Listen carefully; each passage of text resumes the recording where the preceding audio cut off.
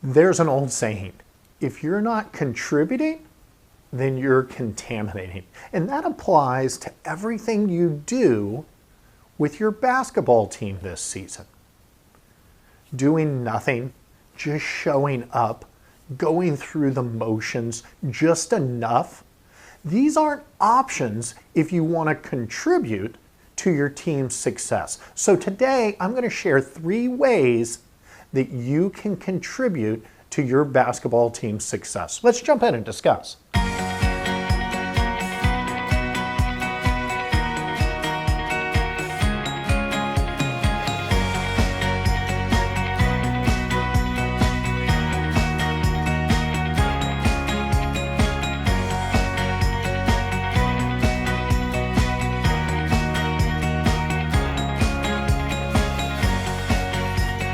Welcome back to Heart Smart Together. I'm Coach Dave. I'm here every week to help basketball players become the smart, confident players that coaches love. So let's be honest. You didn't go into this basketball season thinking, oh, I'm going to be a contaminator. I'm not going to contribute to my team's success. You went in with the best intentions. This was going to be the best season that you've ever had. This was going to be your team's best season that you've ever had. And you may be seeing some success with your team. But you might also be slipping into that mode where you are contaminating your team's success more than you are contributing to your team's success. Because you don't have to be actively contaminating. It doesn't need to be intentional. You can also be contaminating kind of in a passive way. And in that passive way, by not doing some of the things that I'm going to share today with you, that you could be a contributor to your team's success. Because if you're not contributing, then you are contaminating. Just kind of standing on the sidelines, waiting your turn is not enough. Now, before I get into those 3 ways that you can contribute to your team's success, I always like to give you a free gift just for listening in today. So if you haven't already downloaded the 8 intangible skills that coaches love to see in players, these are also skills both on and off the court that make you a contributor. So be sure and download it. I put a link in the description below, or you can simply go to hardsmarttogether.com/intangibles. And I'll be sure to get you that free checklist of those skills that coaches love. So what are these 3 ways that you can contribute and not really contaminate? So the first thing I want you to focus on is contributing to a winning gym. And what do I mean by a winning gym? Winning gyms are loud. They're loud during practice. And they're loud with the voices of players like you, okay? When you walk into a gym as a guest or a coach or anybody, and you hear kind of that buzz of voices, of energy when you walk into the gym, you know that it's a winning gym. That's a formula for putting together a winning team, okay? A losing gym is quiet. It is full of the voices of coaches, but it's not full of voices of players. So if you want to contribute to your practice gym, to your team being a winning program, start filling the gym with that loud energy of players' voices. Now, I do not mean voices of arguing with your coach, of complaining, of griping, of things like that.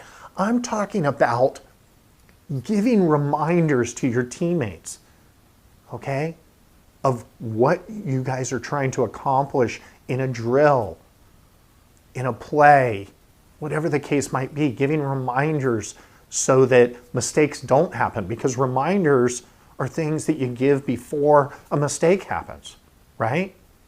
Everybody be sure and box out, okay? Make sure and Make sure and run through the line. Make sure and wait for the screen, whatever the case might be, but it's a lot of reminders going on. The other thing is celebrations. Celebrations of great plays. Celebrations of teammates taking charges, of making great passes. Acknowledgement of the great plays that are going on during a practice, during a game, okay? Voices. Have your voice be heard in that positive celebration. And encouragement. Encouraging your teammates to hang in there, even when mistakes happen. To have great mistake responses, to increase their energy, okay? Even when the coach is on you guys and yelling about whatever it is that you're, not making shots, or you're screwing up a drill, or you're not hustling and you don't seem to be mentally there. That's okay. Players' voices. Be one of those voices that issues encouragement as well. So that's the first thing you can do to be a contributor, even if you're not getting a lot of playing time, right? Be a contributor with your voice and make your gym a winning gym versus a losing gym. Don't contaminate by just standing there and waiting for your turn in a drill, standing there, watching a great play be made and just, whatever, I'm here, I'm at practice. But you can't be quiet. You got to contribute. Okay, second way you can become a contributor to your team's success. Helping your teammates get better. That's right, even the players that maybe you're competing for playing time with, right? You need to be focused on the success of the team, not just on your individual success or your individual playtime. And you can help them in a lot of ways. We just talked about issuing reminders and helping players not make mistakes. Helping to organize drills. Hey, we need 3 in this line. Hey, we need more players over here. Don't forget to do this in the drill. Getting things organized for your coaches. Coaches love players that help them organize. If a coach has to be pointing out everything, you've been through these drills over and over again, they're not teaching you a new drill, but if they have to be the ones to constantly gather you guys together and organize. They need players to help with that, be ready. You know what's coming next in practice. You know when practice is starting. Get everybody going, get everybody in line, get everybody ready to go, right? Be a little bit of a mini coach on the floor for your teammates. Help them not get you guys stuck on the line running liners, right? Help them become better, okay? Help players that maybe don't get the concepts. Be a bit of a translator, okay? If you get a concept that a coach is trying to install, whether that's a play or a certain motion or whatever a defensive concept, whatever the case might be, and you see teammates that aren't quite getting that concept, okay? But maybe you could explain it a little differently than the coaches, right? Help them, pull them aside, talk them through it, explain the positioning, explain the footwork, explain whatever the coach is trying to get across that maybe they're just not getting. Maybe that communication between coach and player isn't so great. Help them understand concepts, help them understand drills. Maybe that you grasp a little bit easier or better. Okay, then especially if you're not getting a lot of playing time and you find you're a practice player and maybe part of the scout team, so you're always pretending you're the team that your starters are going to play against, take that role seriously. That is as big as a contribution to the success of your team as playing in a game, right? Push the starters. Compete like a starter on the opposing team that's coming up. Take your scout job really seriously.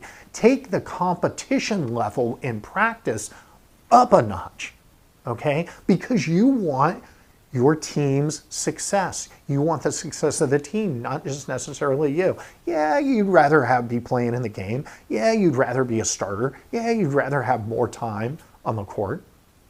But for now, embrace your role and help make your other teammates better, even those that you're competing against for playing time. Because right now, you got to focus on your team's success, okay? When you get into the summer, work on your game and beat them out, or beat them out by being the greatest practice player there is, whatever the case might be. Don't not be competitive, but don't treat your teammates as an enemy where you're trying to get their playing time and you want to sabotage their success. You want them to succeed. Okay, and the third thing you can do to contribute to your team's success is, I don't want you ever being an energy vampire or collaborating with energy vampires and getting kind of on their bus and going to where they're going. And what do I mean by an energy vampire? You know, the players that, and maybe sometimes this is you. Maybe you have to take a look at yourself. Maybe you're complaining about playing time. Oh, the coach doesn't know what they're doing. Oh, the coach is responsible for that loss. That other teammate's responsible for the loss. Our practices are a drag. We don't practice the right things. We don't run the right drills. We don't run the right plays. This season sucks. I'm not getting what I should be getting. You know, whatever the case might be, that griping, that complaining, okay, that's not contributing. That is sucking the energy out of your team. That is sucking the energy out of your teammates. And you can be part of that by just listening to those energy vampires. You got to turn that around. You got to, instead of getting on their bus and going where they're going, because guess what? They're going to the dead end. They're going on the dead end for their team. They're going on a dead end for their playing career. They're going down a dead end path. You got to drive your own bus, right? You got to take your positive energy and turn them around, or at least don't participate with them. Don't get on their bus. Drive your bus in a positive way. And that can be teammates, that can be friends, that can be family, okay?